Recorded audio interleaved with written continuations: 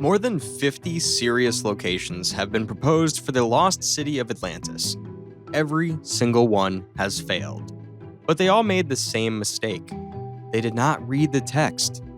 Plato did not write a bedtime story. He left behind a forensic case file, specific dimensions, exact materials, a destruction date, and a detail about the ocean floor that no one has explained for 2,000 years. Today, we test every major theory against Plato's own words. Not pop culture, not Hollywood, the original source. Welcome to Beyond the Pillars. Here, we do not chase myths, we chase data. Plato left 5 specific criteria in the Timaeus and Critias. Any real Atlantis must satisfy all 5 simultaneously.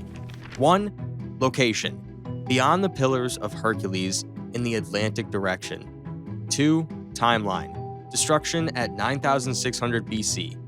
3. Concentric rings of sea and land, turned as if with a lathe. 4. Physical details. Stone quarried in 3 colors of Freshwater Spring, elephants, specific dimensions. 5. Destruction. In a single day and night, leaving the ocean impassable from a shoal of mud. Every theory gets scored. The strongest academic candidate is Santorini. Around 1600 BC, the volcanic island of Thera detonated at a volcanic explosivity index of 7. The Minoan civilization at Akrotiri was magnificent. Multi-story buildings, complex drainage, exquisite frescoes. No bodies were found. They evacuated before the blast. But Santorini falls immediately. Plato says, beyond the Pillars of Hercules. Santorini is inside the Mediterranean, hundreds of miles east of Gibraltar. That's not a technicality. That is a geographic instruction. Then the timeline. Thera erupted at 1600 BC. Plato says 9600 BC. An 8,000-year gap. Some scholars claim the Egyptians confused months for years, but Plato used the Greek word eton, meaning years, and scale. Plato says larger than Libya and Asia combined. Santorini was a small Aegean island. Score, 2 out of 5. The Azores sit directly in the Atlantic, beyond Gibraltar. Location is a perfect match, but the Azores Plateau formed 20 million years ago.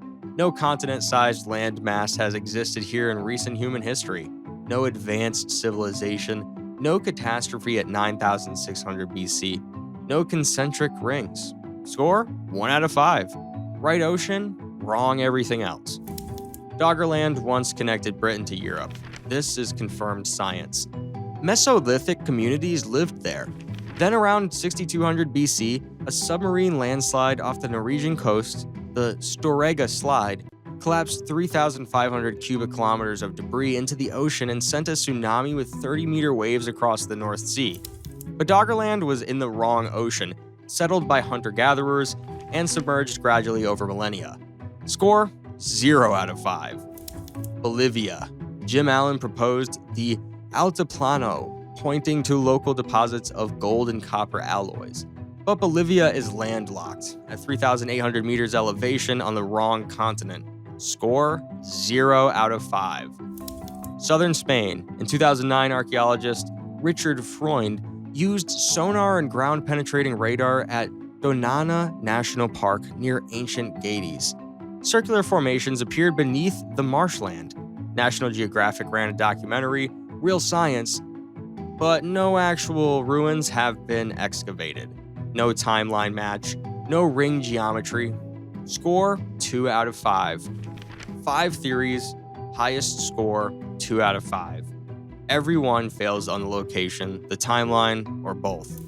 The pattern is always the same. A researcher finds a compelling ruin or geological feature, gets excited, and then works backward through Plato to justify it. They cherry-pick the details that fit and quietly discard the rest. Santorini matches the destruction, ignore the location. The Azores match the ocean, ignore the timeline. This is not archaeology. It's confirmation bias with a bibliography. The only honest method is the opposite. Start with every detail Plato recorded, Treat them as non-negotiable coordinates and then search for a location that satisfies all of them simultaneously. When you do that, the map changes completely. But there is one place on Earth where you cannot punch a single hole in Plato's physical description, and almost nobody is talking about it. In 1965, astronauts James McDivitt and Edward White were orbiting Earth on the Gemini 4 mission when they photographed something in the Sahara Desert that no one could explain. A massive set of concentric circles carved into the rock of Mauritania, visible from space. The Richat Structure, the eye of the Sahara. Plato describes alternate zones of sea and land turned as if with a lathe. The Richat is defined by exactly this pattern, deep concentric rings of rock alternating with valleys where water once flowed. Plato says the Atlanteans quarried stone of 3 colors, white, black, and red. Geological surveys confirm the Richat contains white limestone, dark gabbro, and red quartzite. Plato states a freshwater spring flowed at the center, distinct from surrounding saltwater. Today, in the center of the Richat, a single freshwater spring still flows. The surrounding wells yield salt water. Now, the dimensions. The full geological dome of the Richat spans roughly 40 to 50 kilometers. Plato describes the outer wall of the city at 127 stadia, about 23.5 kilometers. The concentric ring pattern is an exact visual match, but the full structure is roughly twice Plato's city's measurement. Proponents argue the dome represents the island, with the city occupying the inner rings. Critics say the dimensions are imprecise. Both are right about different things. We're not going to pretend this is settled. But Plato also describes a great plain south of the capital, 3,000 stadia by 2,000, roughly 555 kilometers by 370. The Mauritanian plateau surrounding the Richat is a vast expanse consistent with that description. Timeline. 9600 BC aligns precisely with the end of the Younger Dryas and Meltwater Pulse 1b. We explore the full science of this cataclysm in our next episode. Elephants. Plato says the island abounded with them. Fossil records and rock paintings confirm the Green Sahara supported elephant herds in this exact region. The aftermath. Plato says the sea became impassable from a shoal of mud. The vast white salt flats called sabkhas surrounding the Richat today are precisely that, the dried remains of the water system preserved for 10,000 years. And along the Richat's protruding land ridges, archaeologists have cataloged thousands of stone burial mounds dating from the late Pleistocene to the early Holocene, roughly 15,000 to 8,000 years ago. That is the exact window of the Green Sahara. Someone was living here. Someone was burying their dead here, at the precise time Plato's story describes. One problem remains.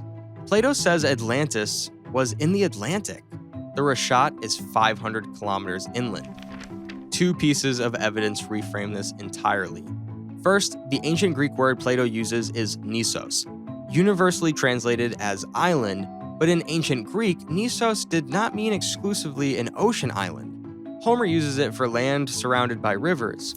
At 9600 BC, the Sahara was the Green Sahara, a lush landscape of mega lakes and river networks extending from the Atlantic coast deep into the continent. The Richat, surrounded by these waterways, was a genuine Nesos. Second, a passage in the Critias that most people overlook. Plato describes the empire as divided among Poseidon's 10 sons. Atlas, the eldest, ruled from the center. His twin Gadeirus received the extremity of the island toward the Pillars of Hercules, as far as the country which is still called the region of Gades. Gades is modern Cadiz, Spain. Plato is explicitly describing an empire whose capital was inland and whose western frontier touched the Atlantic coast. That is not an ocean island, that is a continental territory, and it fits the Richat perfectly. Final tally: concentric rings, stone colors, freshwater spring, elephants, timeline, burial evidence, post-destruction salt flats. Score: 4.5 out of 5.